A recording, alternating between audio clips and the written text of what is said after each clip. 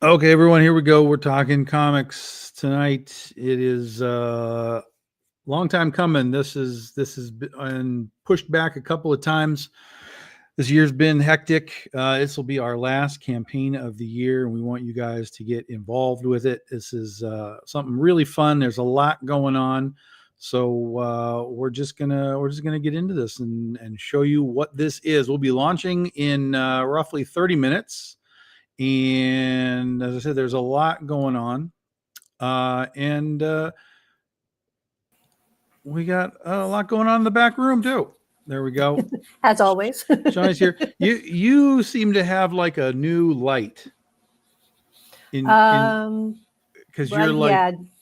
you're like brighter. Like it's well, I think one, it's the red shirt. That's probably part of it. And then two, it's sunny. So I have in front of me, I have my sliding glass doors into the patio. So I have one curtain closed as the sun goes down because it's in the west there. So so it's sunny. I'll have some moments where I might be all, so I don't know. We'll see what happens. Yeah, I just saw something as I was like fooling around about tomorrow is the daylight savings thing, the fall back or whatever. And I'm like, wait a minute.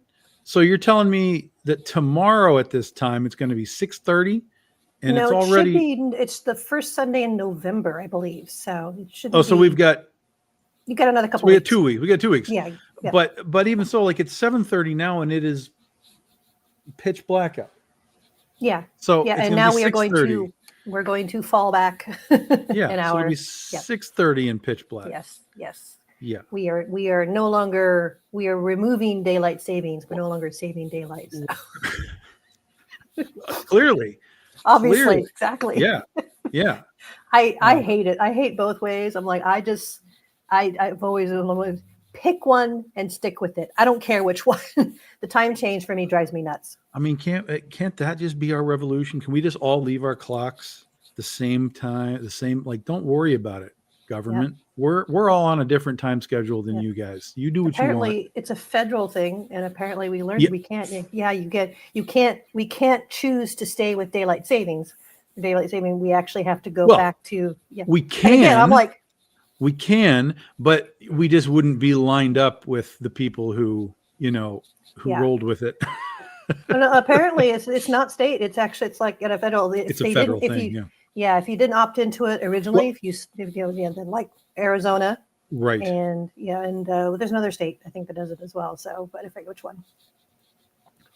Yeah. Anyway, but anyway, I don't like it. I want it to stop. It's crazy. Yeah. I don't know. This might be the first time I've ever really noticed it. Yeah. But yeah, I was like, it's why do I need it to be pitch black at 6:30? That's crazy. Yeah.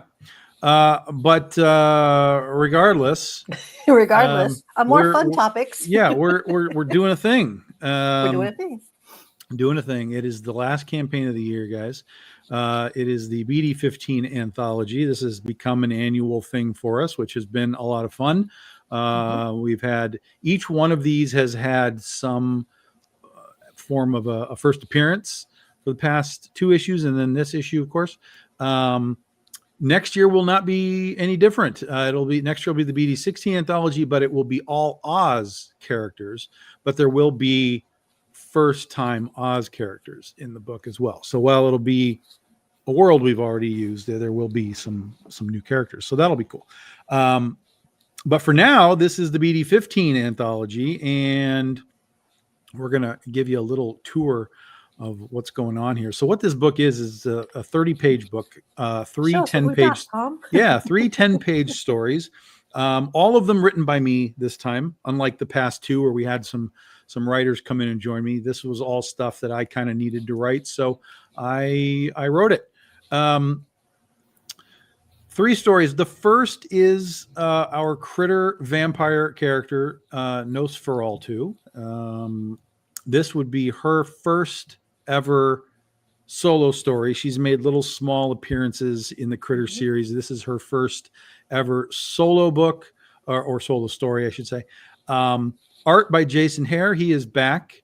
And colors by new colorist Todd Vertice, who is doing amazing work on this book, as you can see right here.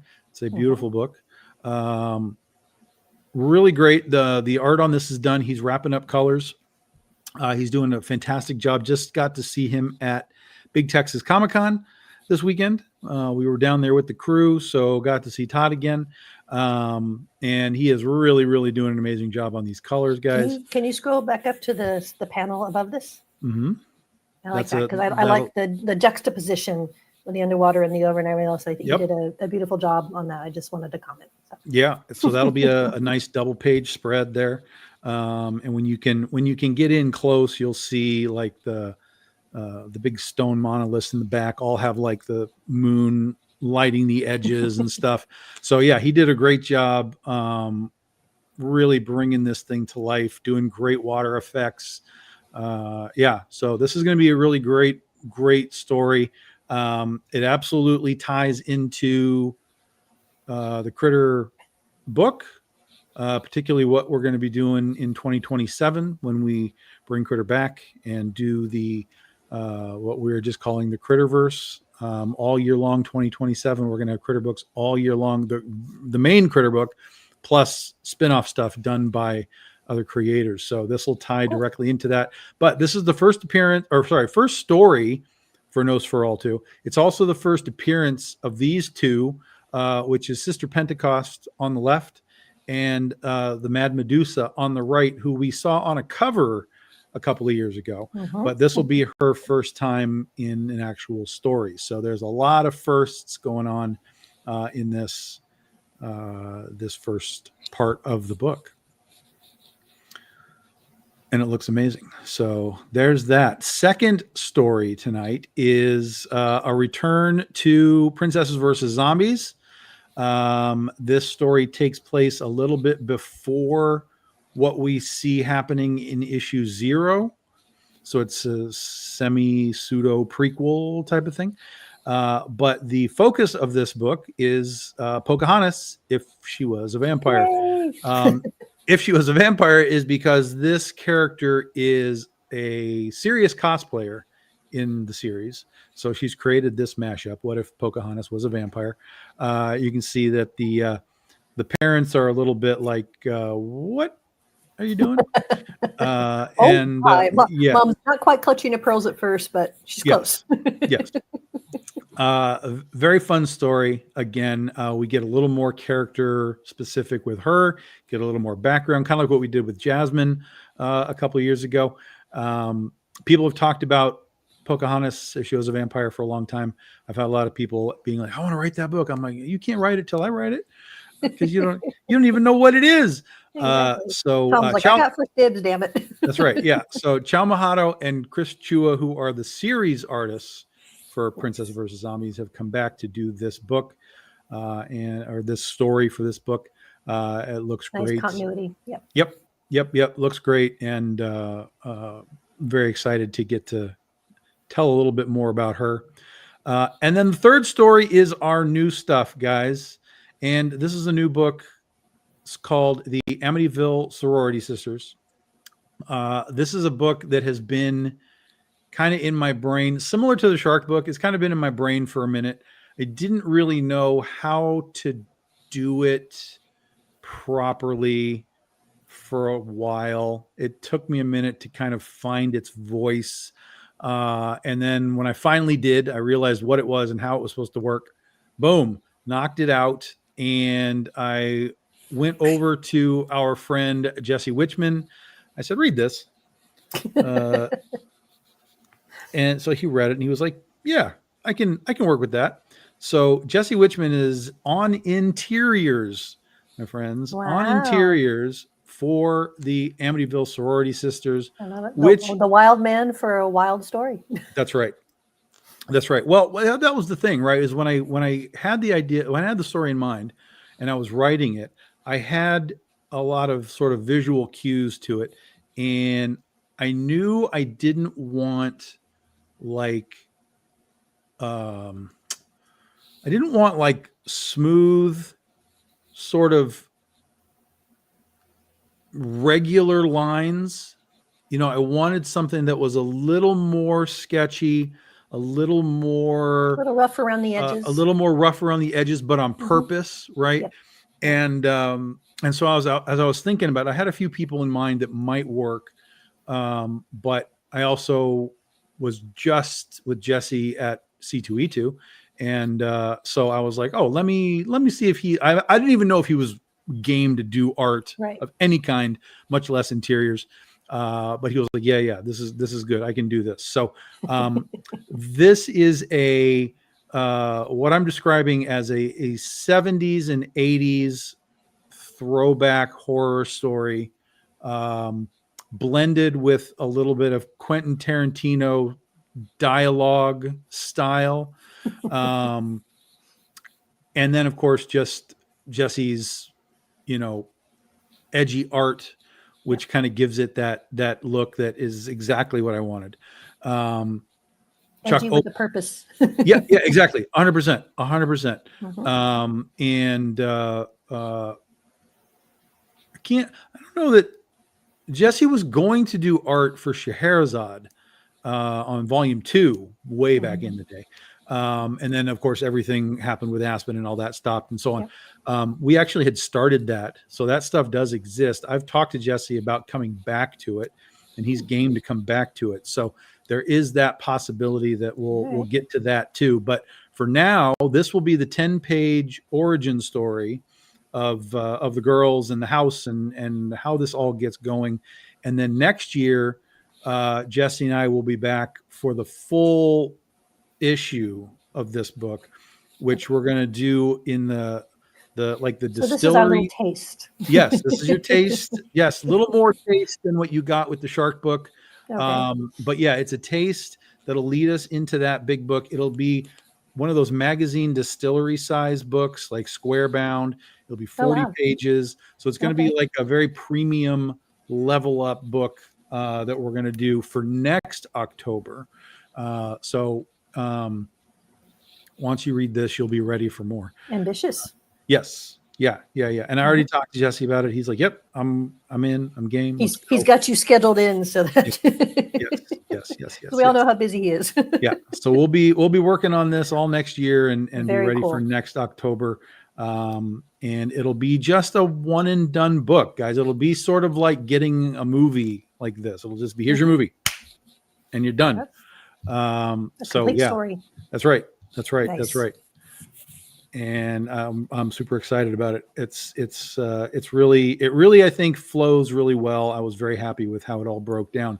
So those are your books: Amityville Sorority Sisters, Pocahontas If She Was a Vampire, and Nosferatu. Lots of firsts in this book, guys. Lots of firsts. 30 pages.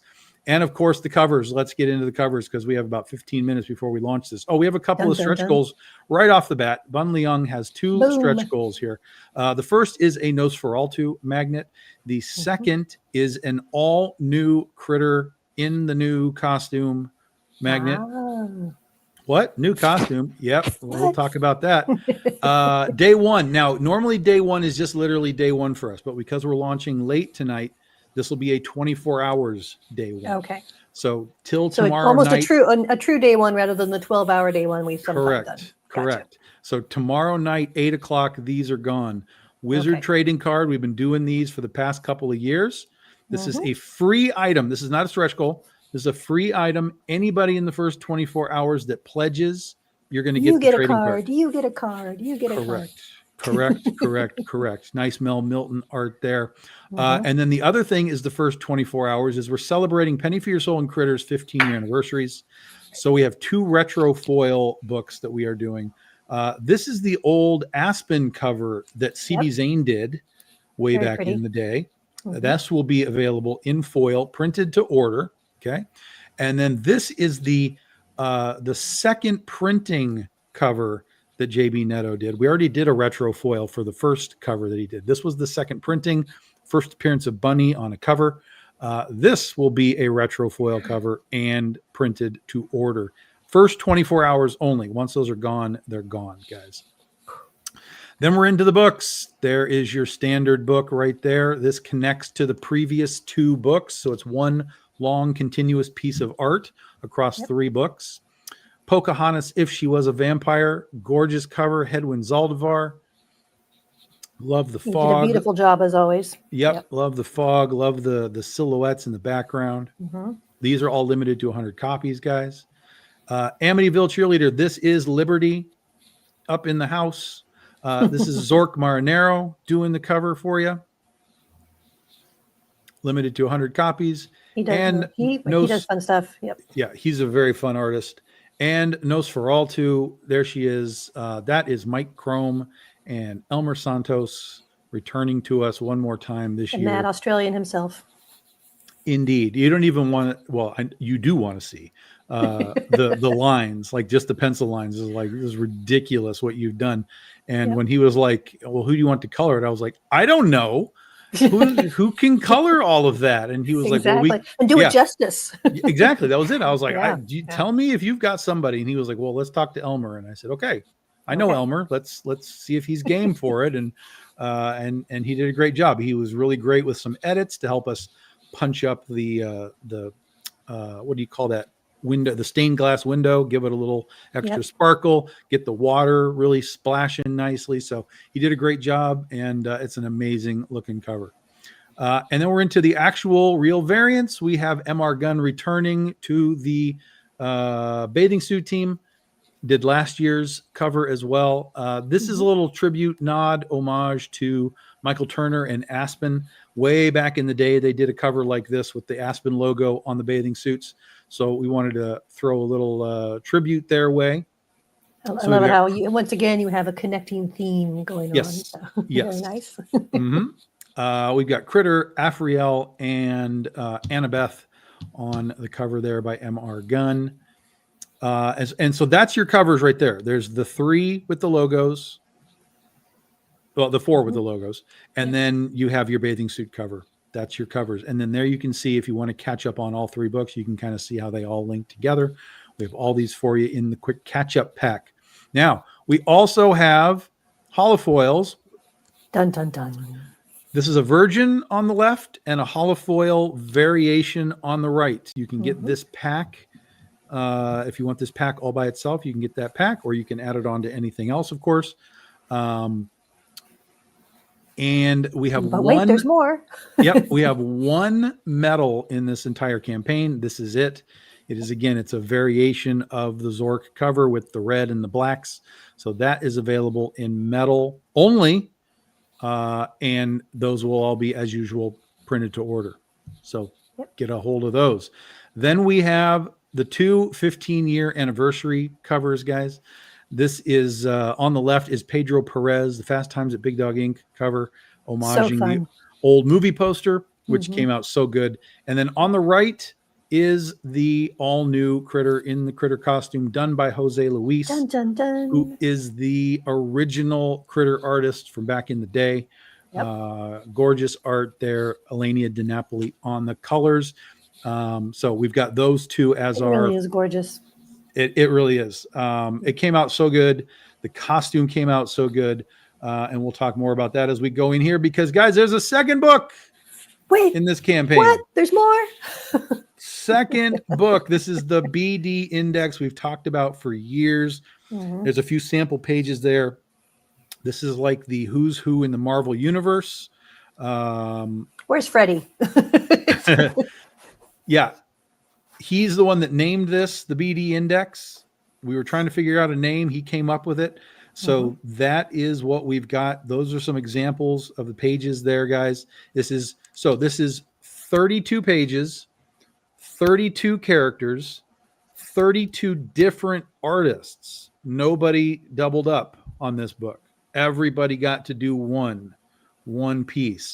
So you've got Terry Parr, you have Jen Broomall, you have Ryan Kincaid, you have Jordan Gunderson, you have I don't know who's in this, Larry Tuason, you have, trying to think from the top, JB Neto just did one. Justin Hunt is in this. So a lot of people that you know, but also a ton of people that have never worked for BDI other than this book. So keep that in mind. There's going to be a lot of new artists in this book, which makes it a lot of fun. All this stuff is fantastic. So here are your covers. This is the Isoneto Adamar. This is your basic book, wraparound cover. Elenia DiNapoli on the colors. Super cool. Also, it's a little Adam Hughes homage as well. He did a poster for the DC Girls many, many years ago. And so we did a little homage for that grouping. Then we have what we're calling the character folders. Now, if you look at this, you'll see down the middle, there's little black lines. I don't know how easy it is for you to see what that is, but we have this set up so that it has the appearance of being a spiral bound book. Yep. So when it's folded over, there'll be a little white strip with the spirals, and it'll be on both sides. So it'll look like it's a spiral bound book. So we have Brian Peterson and the Amityville Sorority Sisters. We have first-time artist Becca Whitaker, who I met at C2E2. I was like, we need you to do work. She said, okay. So Very here cute. she is. Yep. A lot of Blue fun. Jay and Cricket and a little Betty Page homage from back in the day. And then again, we have the new Critter costume. This is done by Adam Withers and Comfort Love. Adam is the original Critter designer from way back in the day. Way back. Wow. So when I had to redesign her, I went to him earlier in the year. I said, we need to redesign her. We have a basic need between the original Critter and the steampunk Critter, who have now been mashed up. If you haven't read Critter 25, you need to do that. And he said, great, let's go. And so we worked on this for a few months, trying to go through various ways of combining those two designs while still sort of maintaining the Critter vibe. And so this is the technically the first, because he did this many months ago, the first cover featuring Critter in the new costume. And of course, the listing on the inside of the book has her in the new costume as well. So was he a little blown away when you approached him about redoing her? And yeah, he was very excited about it. Very excited that's about so it. cool. Yes, Good. yes. And this is Adam's first cover with us. We've talked for years about getting him to do a cover, and it just never worked out. So we finally got him to do a cover, and it looks fantastic. How appropriate. So very nice. Yeah. And then we have another new artist with us. Isaac Bell has returned. Not returned. Isaac Bell joined. Has come to BDI. Yes. Antoinette. Yes. Antoinette and Bunny are here. This is also an homage cover. I didn't really realize how many we had in this campaign. Just a few. Yeah. This was a cover that I've always liked from Wonder Woman. Dick Giordano cover from Wonder Woman. So I showed that to him. I said, look, I don't want all the weird background. There was some other stuff that we pulled out. I was like, just give me the fire pit, give me the fight. Let's get the sparks going up in the background. And he was like, yeah, I get it. I'm on it. So Isaac Bell, this is his first cover for us, Bunny versus Antoinette. I really like Isaac's work. So yeah. And that's it. That is that campaign, guys. So just a handful of covers there for that, or for it's all one campaign, but for that particular book, that's what we got. And if you want all of it, it's all here. There's always an all-in-one combo pack. Yes, all-in combo pack. This all-in-one combo pack, however, does include the foil and the metal Dun, dun, dun. Amityville as well. Yep. So if you grab that big pack, it will be all of that. You'll get the metal and the foil as well. That's quite the deal. Yes. There's that. A few holofoil editions if you want to get fancy. We have the Isanetto cover. We have the bathing suits. Amityville, the Critter, the Princess versus Zombies, the Mike Chrome, and then we have the two 15-year anniversary books. Mm-hmm. Those foils are only going to be made available to our Patreon members, guys. Okay. Only Patreon members. Okay. So if you are interested in those books, you got to go join Patreon. And once you're there, you will see how to go ahead and order those books. You can still get the regular ones. That's no problem. Yep. But if you want the foil ones, they are going to be Patreon member exclusives only. Okie dokie. Okie dokie. Big Dog Inc. Universe, if you want to catch up on things you have either missed or just haven't seen before, we always have our catch-up packs here ready to go. All right. And then we have a bunch of art prints. We've been doing these prints for a bit now, changing them up here and there because I don't have a lot of these left. We only do 50 of these. We're down to the last between 5 to 10 of all of these. So if you don't have any of the prints, grab them. There's all of our links at the bottom as far as social media. There's that Patreon link. Click that. Go join Patreon. And you will get a chance to order those foil books if you want, plus all the extras that goes with it, including what we call the Patreon perks, which all Patreon members who pledge to the campaign also get Patreon perks. In the past, they have been original art trading cards, special metal cards, things like that. So it's always fun to get that in the mail. That's it. Yeah. So I did know. I'm just curious on the BD index. I noticed it does say issue A through C. Does it mean what I think it means? It means letters A through C. That's what I figured. Okay, I just wanted to make sure. That's what I thought, but I'm like, I'm going to ask because this is where you can ask. Yes. So what we're doing on the book is it'll be just like the like the Marvel and the DC versions of these things. So I figured that's kind of where you were going with it. Right. So what we'll have is this particular book, it's technically starts with numbers because numbers come before the alphabet. It'll be 9-volt through Critter. And then the second volume, when we do that one, which will be next year, the second volume will be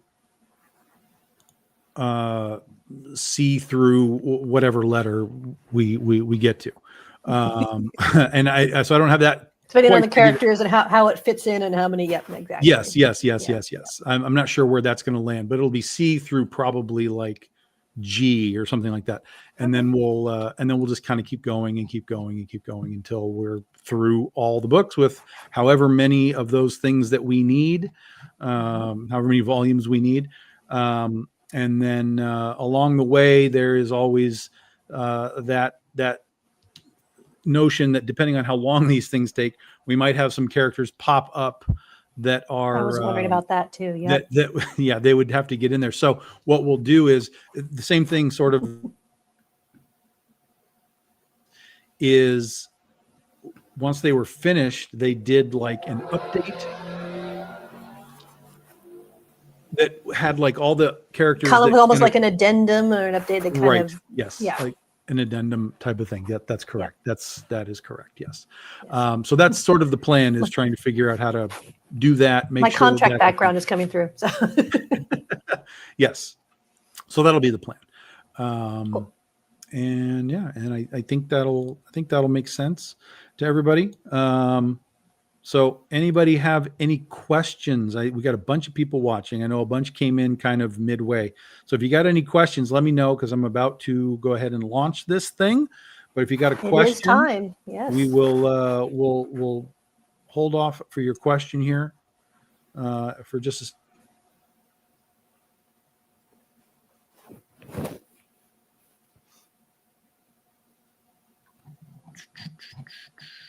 In fact, I just realized something's missing. Uh-oh. Yeah, the main get it all stuff is missing. I'm surprised I didn't notice that. yeah. So we're gonna throw that in there real quick. Okay, there we go. Yep. And then I will adjust this stuff a little bit later, but this will be fine for now. Technical difficulties. Please stand by.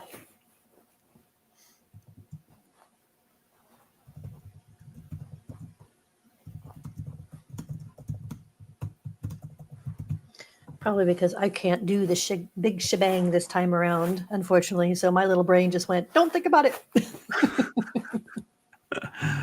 That's all right. That's all right. That's all right. It's all good. We caught it. You caught it. It's all good. Yes. And it would have, that's not a big deal. We could have fixed it, but we'll have this ready. It's all fixable, but it's probably a little easier when it's not in. Well, when you have, when you have, Freddie and Mr. De Leon and all these you would have been guys inundated with, where is it? Where is it? Where is it? ready to go. Yeah.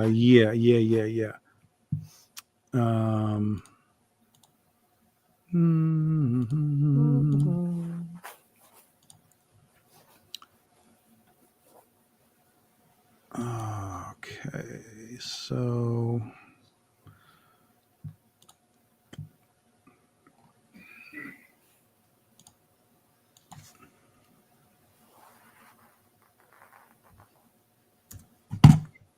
you got to make these crazy shipping things for some of these places because it's a little wackadoo out there, guys. Just a little bit. A little wackadoo. More than a little. Okay, that should be right. And then I got to.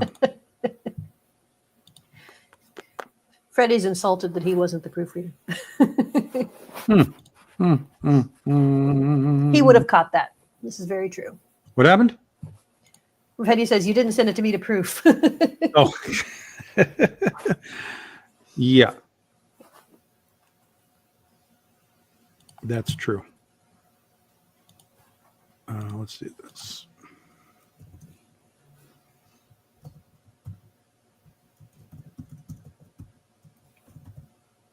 Make that easy.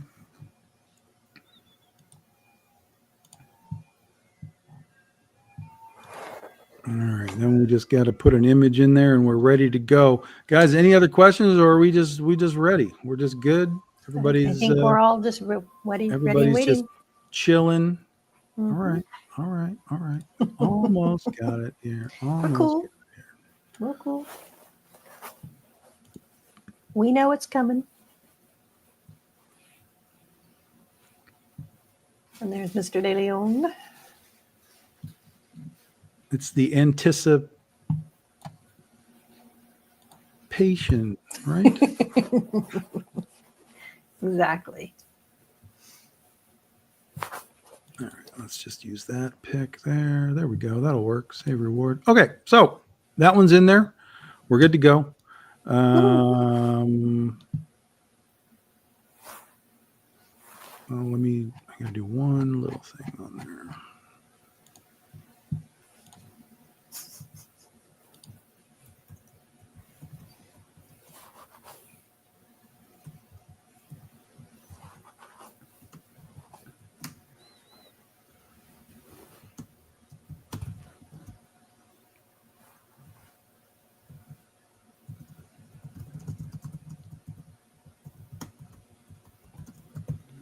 That's crazy because I just had this thing last night and I was looking at it and I'm like, yeah, everything looks right. It's good. And I forgot the one thing. The one big thing. That's all right. You can blame me. It's my fault. Fell down on the job. I can do that.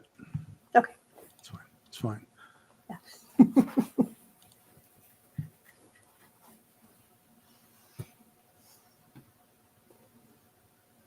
Why? What are you doing?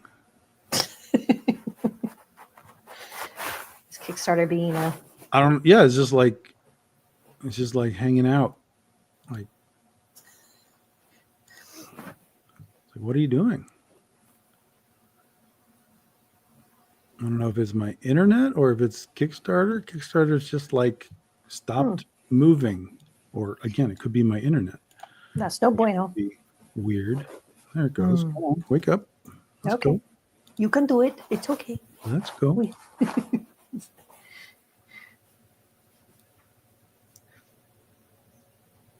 Okay, I think we got it. Okay, we got it. There we go. All right. Back to the beginning. Take two. Yes, ready to launch. Dun, dun, dun. I have read details. Dun, dun, dun. Launch Projecto.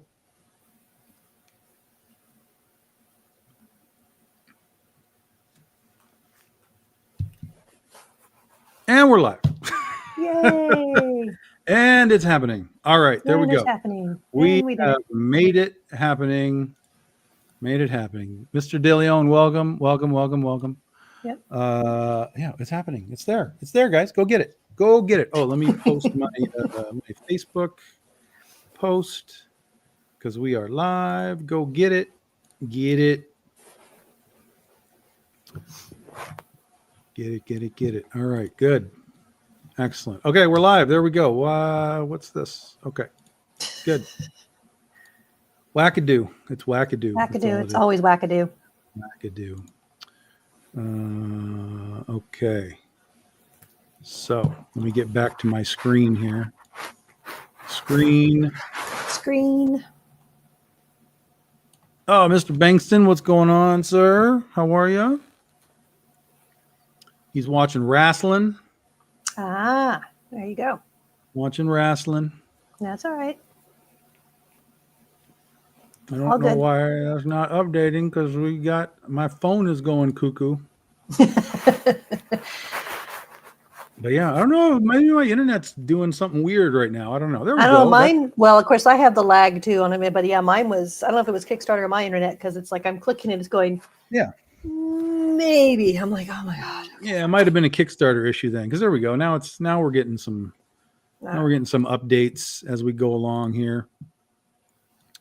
Dun dun dun. Everybody jump in. Oh, stupid things. God, just leave me alone. Leave me alone. Leave me alone. I just want to be left alone. I don't want you. Yeah, so this is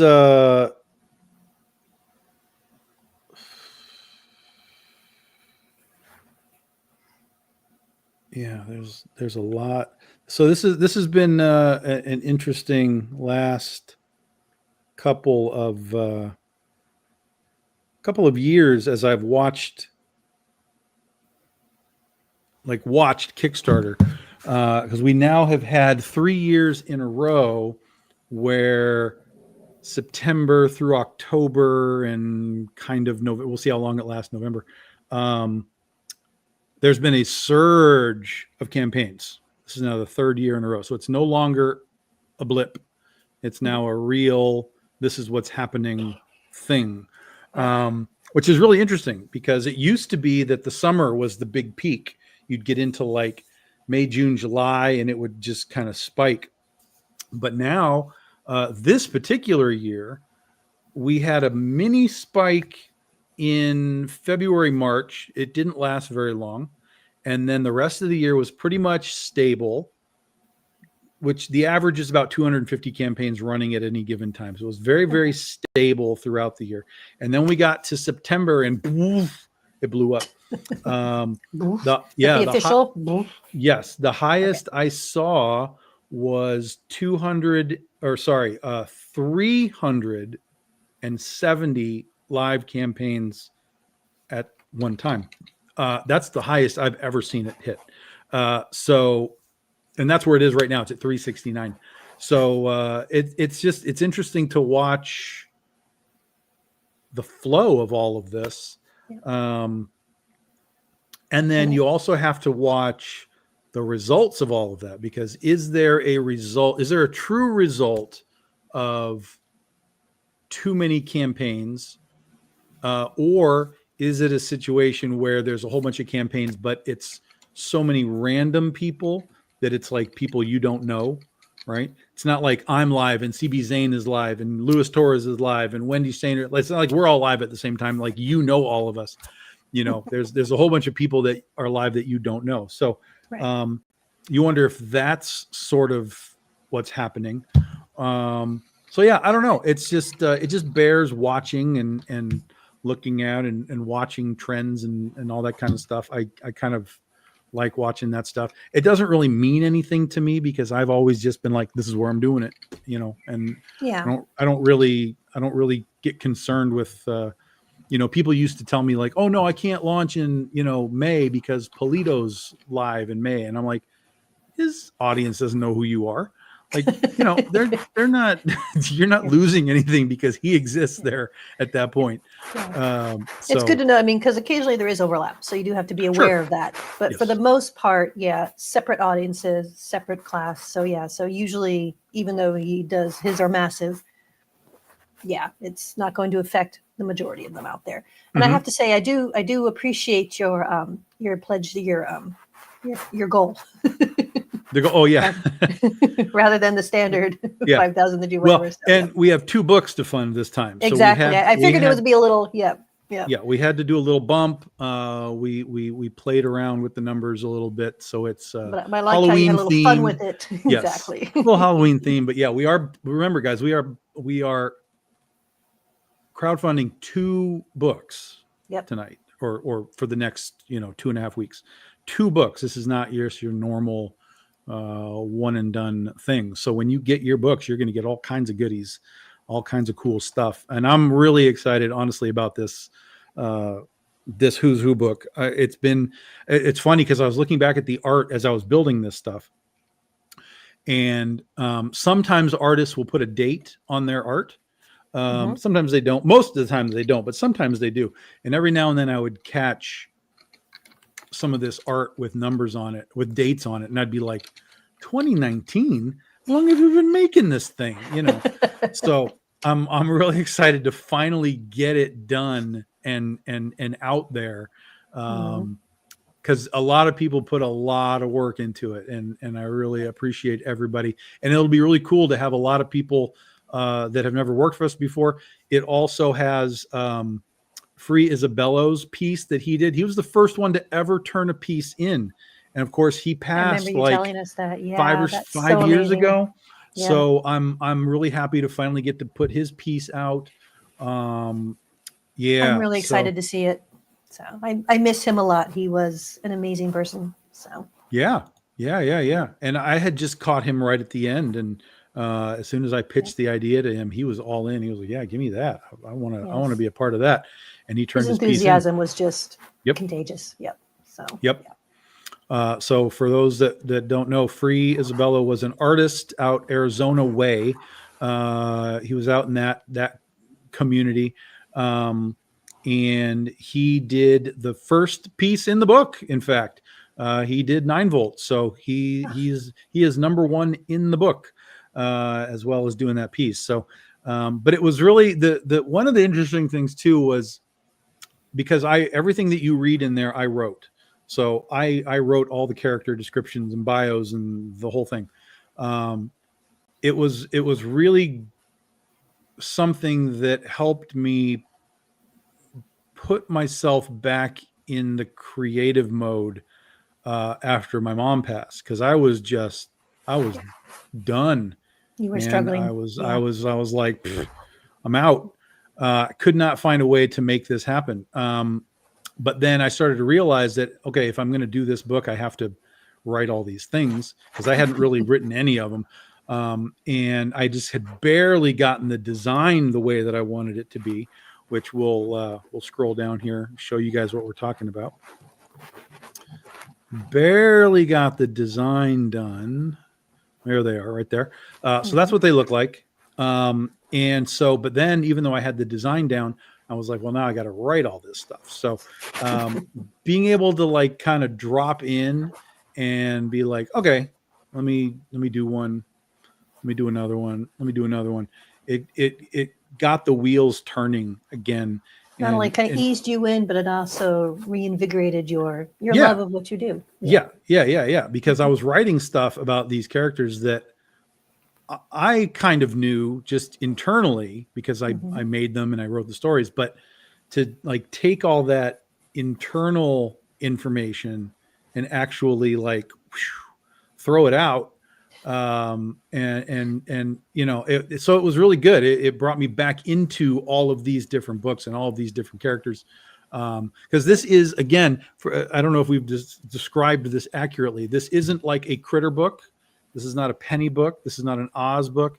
This is all Big Dog Inc. characters. Like you can see, there's Penny, Critter, and Oz right there in the samples. Yep. So it's just a literal alphabetical listing from 9-volt to Critter, and from whatever characters fit into that realm.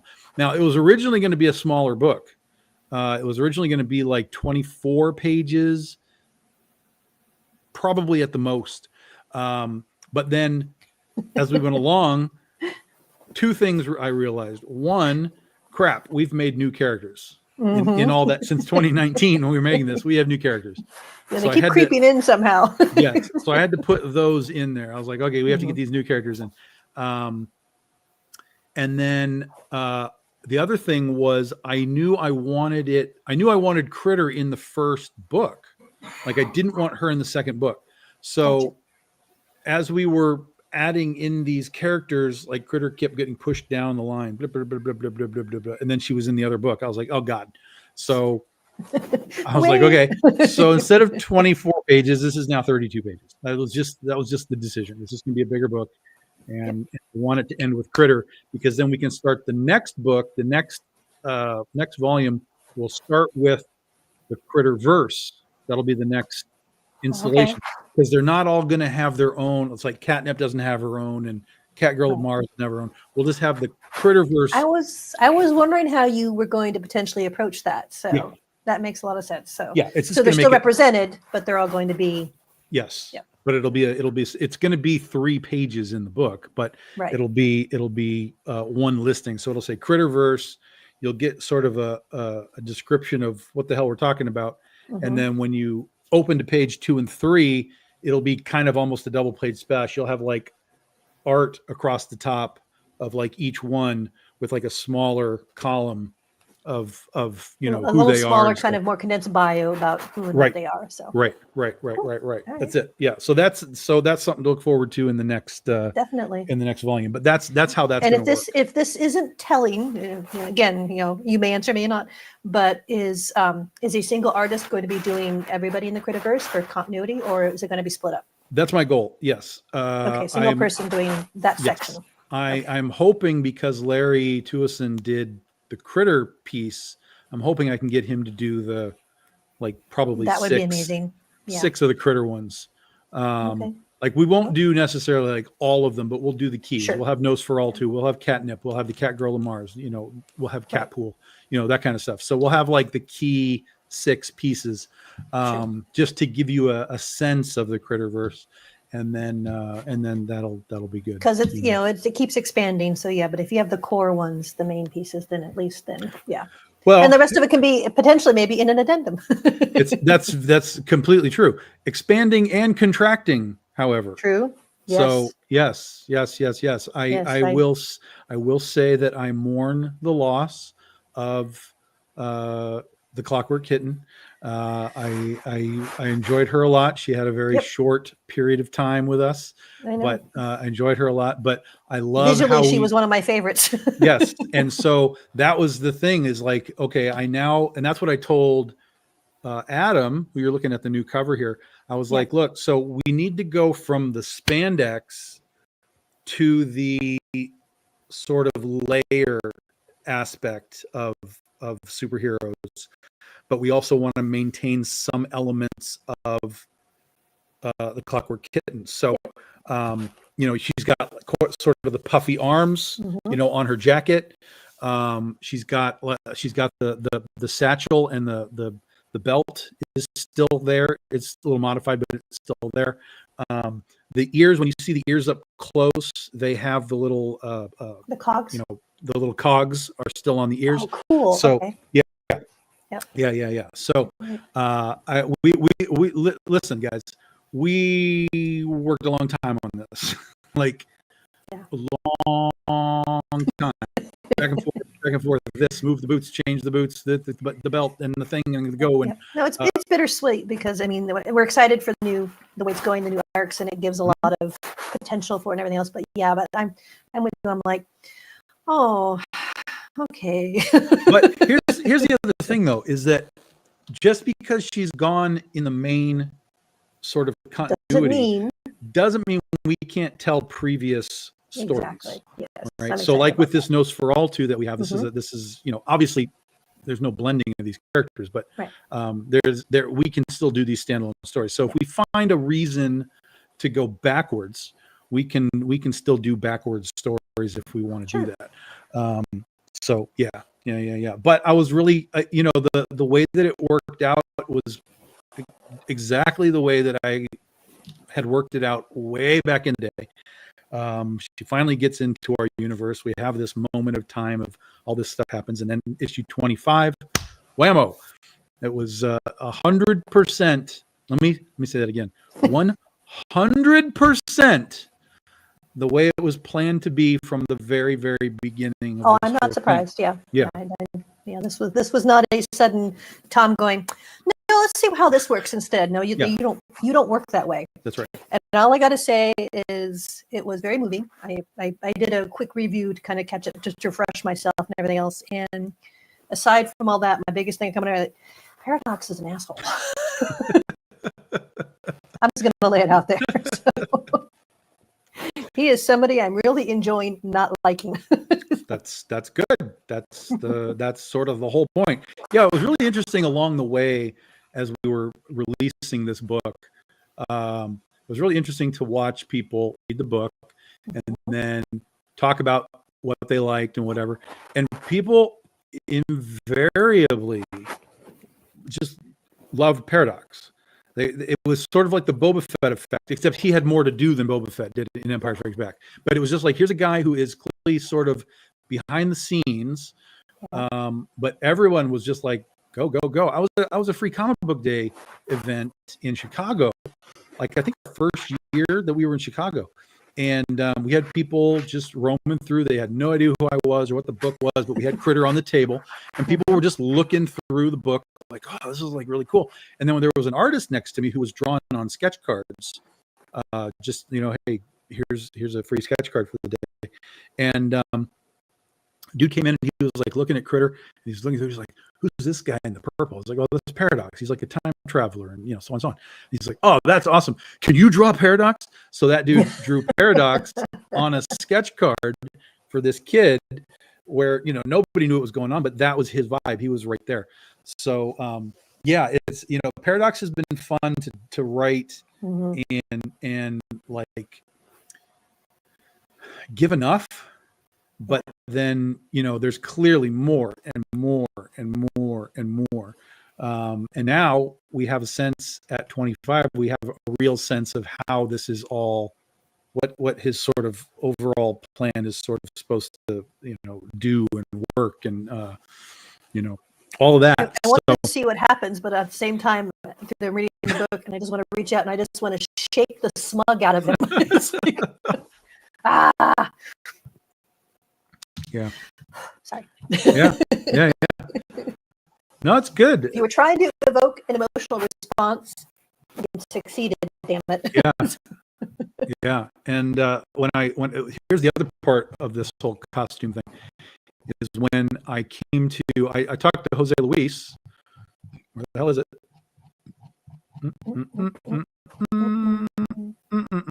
Right there. There you go. So I talked to Jose. I was like, so Jose, this year's the 15th anniversary of Critter. I would love to have you come do a cover for us again.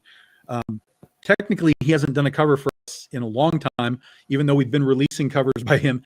He did those like 8 years ago, and we just had them in our pocket. Your And stockpile just has to be like, oh. Yeah. And those covers came out so amazing. And I was like, but I would love to have you do something for the anniversary.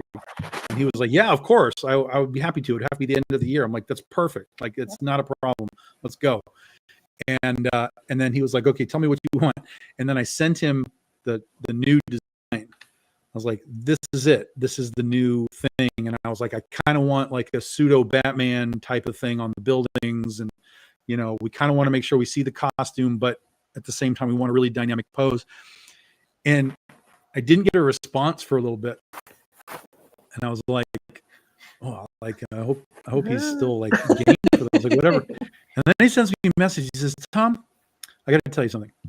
I loved the original Critter costume so much.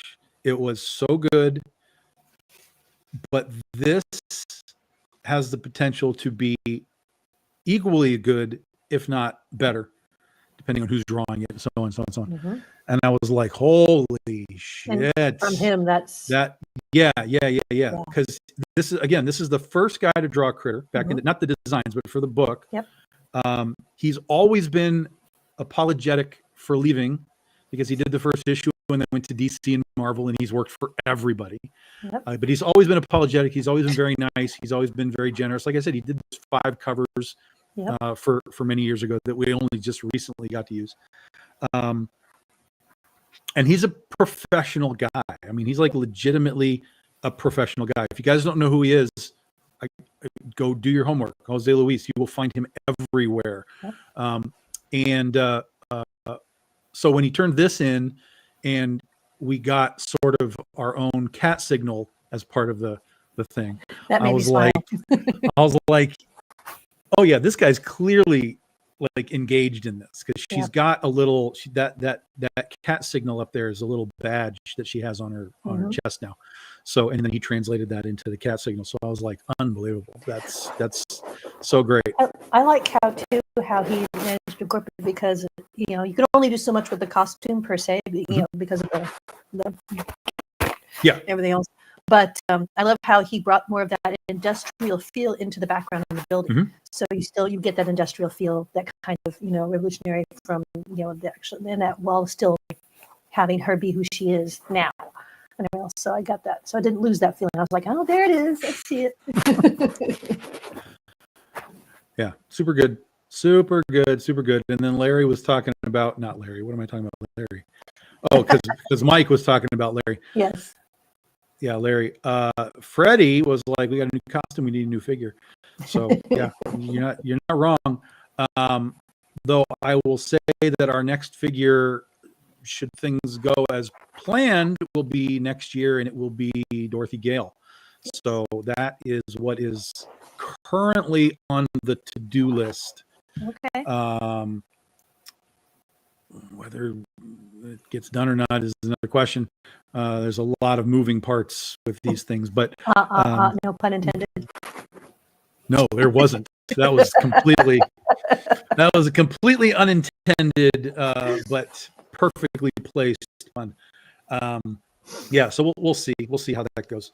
Yeah. And I have a sense that if we do, well, not if, but when we do another one, the next one will probably be a Princesses versus Zombies figure, because by the time we get to 27, we may be very likely looking at being in movie production of some kind. Okay. So we'd want to be doing some PVZ stuff to tie into to whatever we're going to do for the movie or the TV or whatever it's going to be. So so that would be my guess. Any of those characters too, any of the princesses would make visually, I think, would make That's right. There's a few of those who would make an amazing statue or Yes. amazing action Oh, figure for sure. that, so, Plus, yeah. they have immediate crossover appeal. It doesn't matter that they come Exactly. from a comic book. It's just, oh, look, it's badass Cindy, and Exactly. Yep. she's knocking zombie heads with a broken mop. Mop. Yeah. So that's the other part of doing the PVZ stuff. makes sense. It would be that we get that instant crossover, which then hopefully will drag some people into what we do, and then we make the movie, and then It's all about the marketing. and then there it is. So Well, yeah. fingers crossed. So that's the current goal. Yep. I still very, very much want to make a catnip figure. 100% want to make a catnip figure. Yeah. Just timing and having it fit in, and with everything going on. So yeah. And we know it costs a lot of money to make these things. So if we have to do a Kickstarter for it, we've got to plan it appropriately so that we're not just us are ready, but that you all are ready too. So yeah. Cool. Yeah. So ambitious. I like it. There it is. Yeah, there it is, guys. Long-reaching plans. And of course there are very specific plans for the sorority sisters as well. Very specific plans for the book. Very specific plans for sort of the convention tour to go with it. I have ideas in my brain, and I got to make sure that all is going to make sense. But yeah, I've talked to Jesse about that. I was like, this is how we want to do this. He was like, oh, okay, all right. He said, bring your credit card. I was like, yeah, I know, but this is how this has to work. Like, if this is going to work, it can only work in my brain. It only works one way, and this is how it is. And your brain is an interesting place to hang out. It's nonsense. It is. Yeah, but it's nonsense that benefits all of us. So keep it up. Yeah. There's a lot going on up there. I'd really like to slow it down if I could, but it just doesn't seem to want to do that. It's like every time I kind of get to this point where it's like you have to invest in a new pad. I kind of feel like I've accomplished something. And it's like, no, you have because then something in the back comes over. Yeah. Hello. Remember that thing you thought about in 2017? Oh yeah. It's back. Here's that now. Let's do that. It's like tick, tick, tick, tick. Yeah. Becca Whitaker, guys, go follow her. She does amazing stuff. Met her at C2E2. She does really cool stuff. As soon as I thought about what to give her to do, I was like, she knows who Betty Page is, and that was my pitch. I was like, you want to do a cover? Yeah. I was like, you like Betty Page, right? She was like, yeah. So I said, so here's what we want, and she was like, fantastic, go for it. Beautiful. Cool. So came out great. I love this piece. I've always liked Betty Page, and this was one of the fun pieces that she did. And then we got to add the cameras that Blue Jay uses to film herself and what she's doing. So that was a cool bonus little add to it, which I thought was cool. And then Isaac Bell. I've been talking to Isaac Bell for quite a while, and he was game to join us. So we got Isaac Bell on board, which is fantastic. So he's fun. This is a hell of a mixture of stuff, guys. I was scrolling through, looking at the different artists, and I'm like, oh my god. Yep, different styles, different takes, but it all works. Yeah. Yes, indeed. Let's see where the hell we are here. So much scrolling. Is that right? I don't know if that's right or if it's behind. I have no clue. But $1,400 already. 15 people. We're rolling along. Mike, how'd the beat I do? Big Texas. It was okay. It felt a little slower than it was last year. I couldn't really tell though if it was slower, like because it was slower, or if it felt slower because they expanded the floor because it was a bigger place. So if you had, we just got another backer there. So if we had, let's say we had the same amount of people, but the building is bigger, it's going to thin out more because there's more places for everybody to go, right? Mm-hmm. So I don't know the answer to what that is, but it was okay. We still did all right, at least as far as selling books goes. I know the guys. I know Nia sold a couple of big pieces of art. She sold the Goth Day Scarlet Kaiju cover. She sold the Mist cover from Scheherazade. She sold that one. I know Kincaid was doing sketches all weekend long. Zane was doing stuff. So yeah, I mean, everybody seemed like they did all right. Yeah, they everybody seemed like they were doing okay. So yeah, so it was all right. It was all right. We got one more show this year, and that's Akron Comic Con in 2 weeks from tonight. I'll be there with CB Zane. It will be the last convention of the year, as usual for us. I don't think he's doing anything, but I'm definitely not. There are some cons I'm going to go and just like tool around, like Grand Rapids and so on, but I'm not going to be boothing at any of them. Okay. So this is it. And then, this will roll us into January, which is where we start the 15-year anniversary of The Legend of Oz. Dun, dun, dun. So yeah, holy cow. I can't believe that we're just like literally just a few months away from launching all of that. All of that. All of that. Yeah. Exactly. Yeah, that's crazy. That is crazy. Is just crazy. Holy smokes. Yeah, it just doesn't stop. It just doesn't stop. Just keep going. Going and going and going. Keep going. And here is somewhere. Where did it go? There it is. There is the cover for what will be issue 26, launching in January. So be ready. Love it. Looks so good.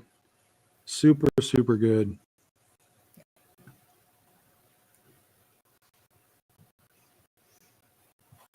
And then we'll have the BD16 Anthology, which, as I said, will be all Oz this time through.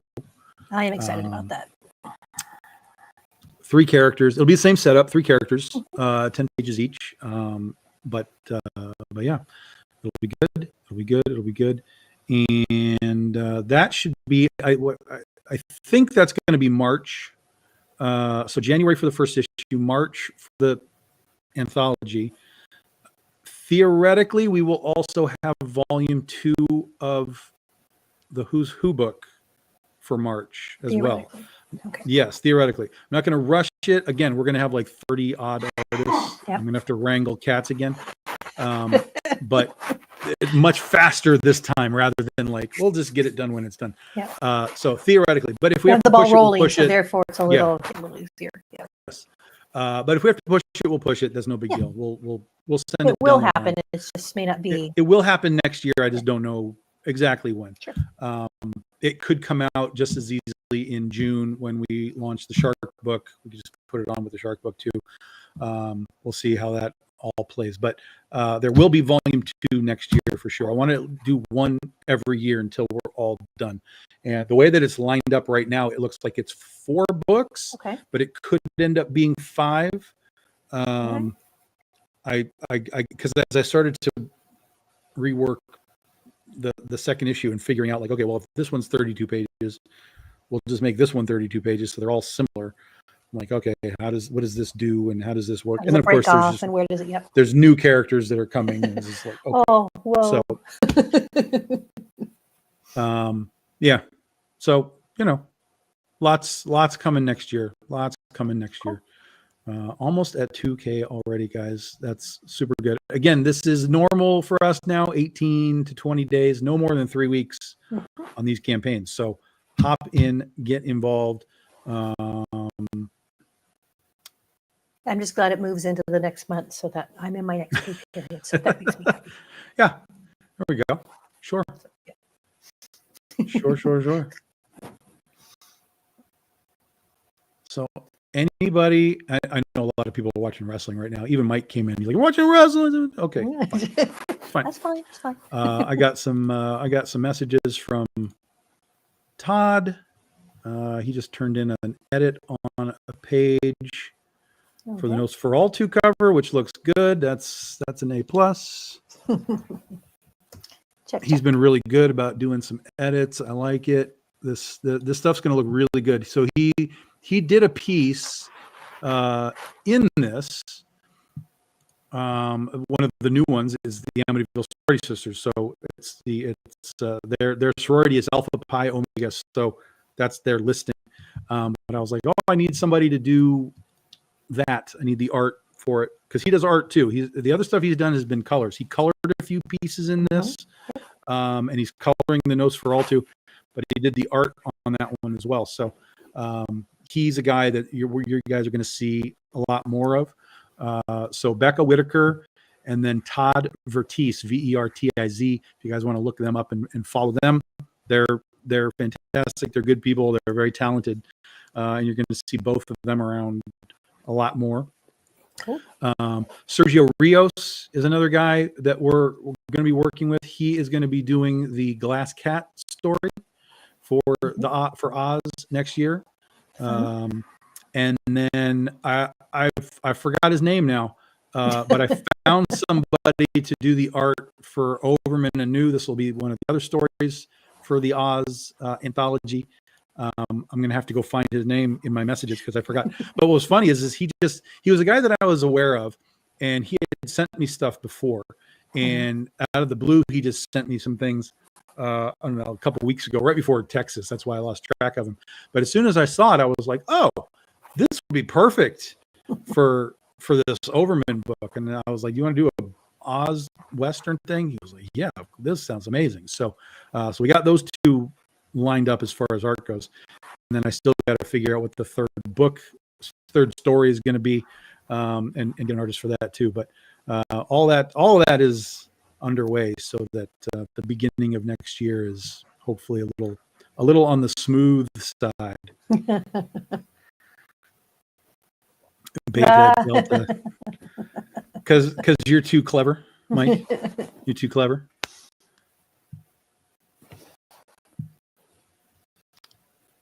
That little ball bearing that was rolling in Tom's head just kind of got lodged somewhere and didn't come back out. So. Well, Witchman tried to do something like that too. He did like Delta. Oh, I think it was Delta Iota, Epsilon. So it was DIE, just die, like that. I was like, okay, no, we're not doing that. And then as you'll see here, this was part of the fun part here for the alternate versions right here. It's hard to see, but on her stomach, she has like a scratched tattoo on her stomach that said "Get out." So that's a little nod back to the movie. The demons always telling people to get out. So we did that on the demon versions of her.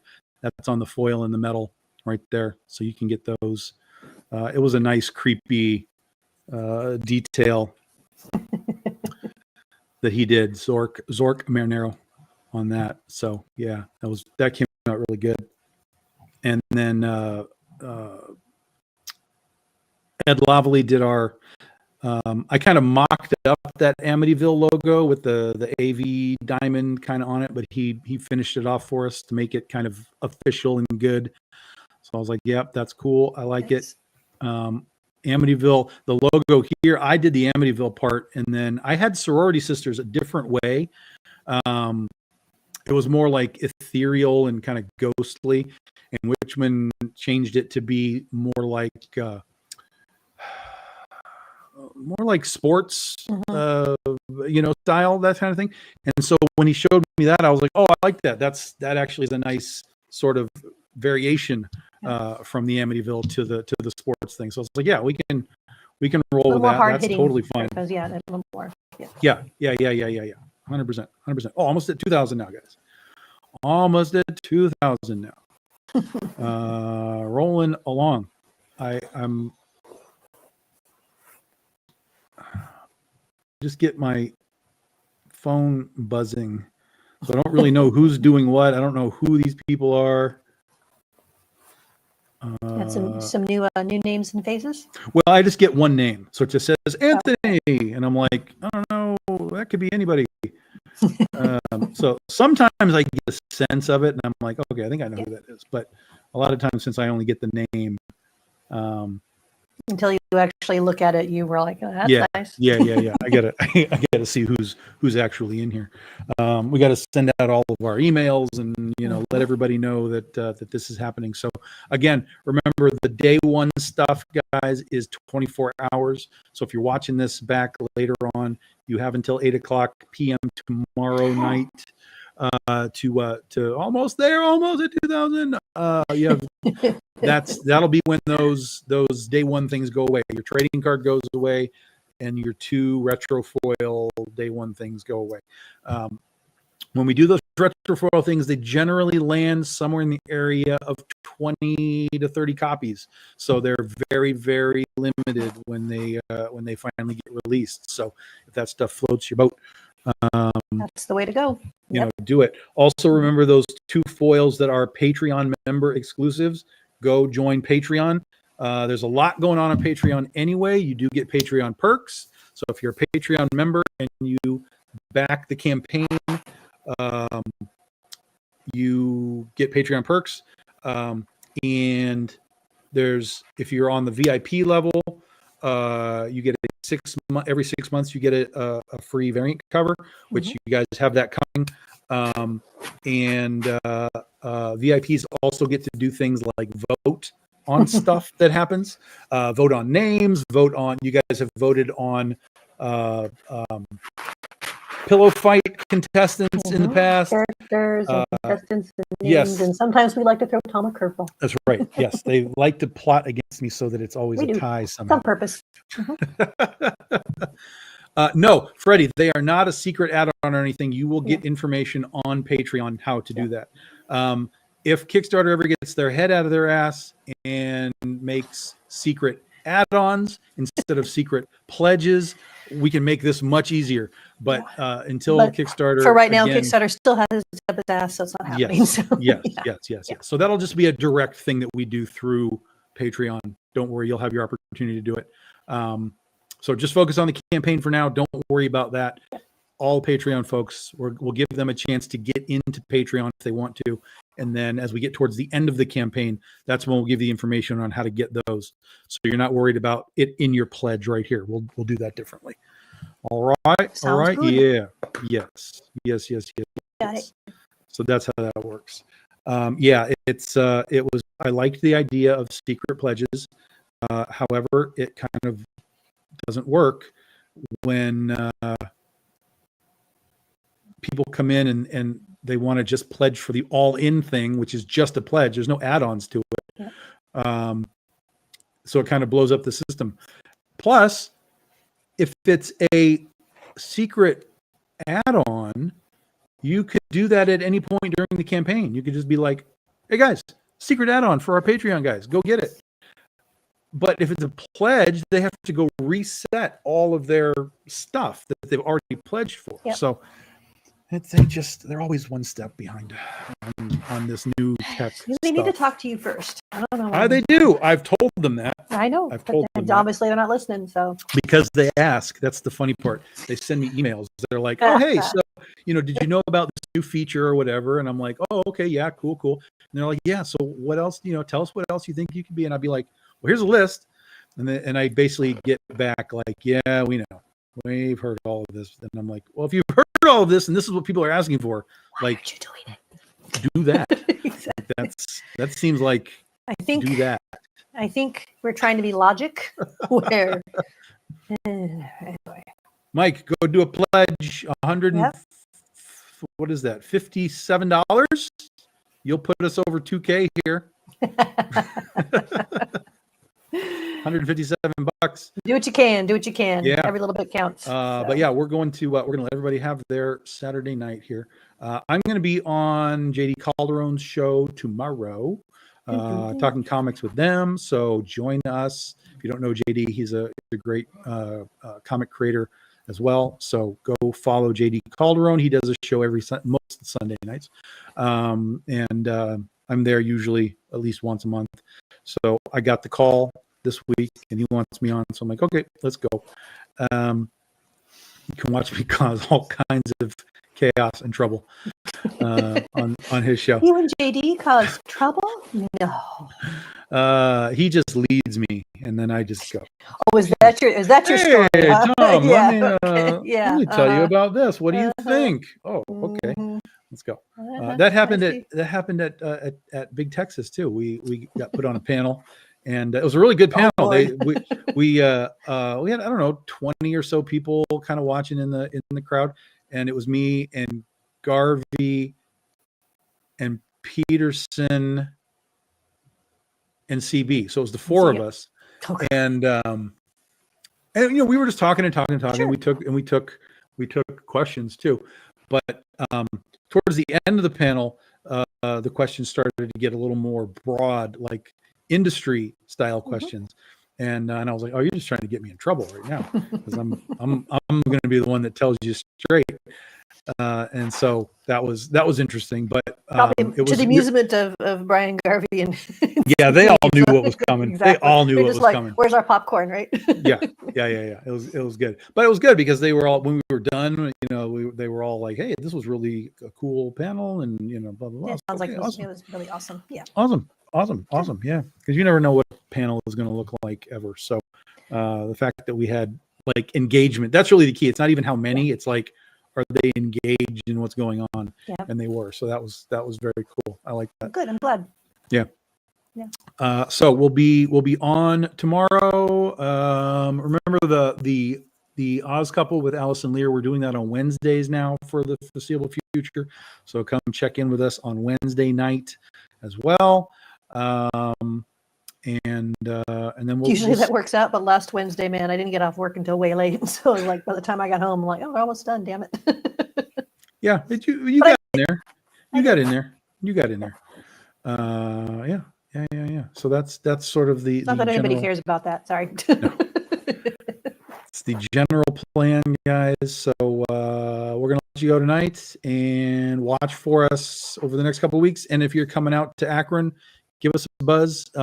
I'm there. CB's there. Usually Chris Enot is there. I don't know if Rob Moltari is coming back. He was there last year. He might be there again this year. Okay. And then they've expanded that show too. So I don't know exactly like who all is going to be there. So, Thank you, Freddie. Freddie. check it out. Come check it out, Freddie. All right, guys, we're going to let you get out of here. I got stuff to do, and we'll Have a see great night. you. We'll see you tomorrow for sure. Come watch us on JD Calderon Show. I can make it feed to mine, so even if you just find it through mine, we'll be on there from 7:30 to 9:30 Eastern time tomorrow. So Good to know. see you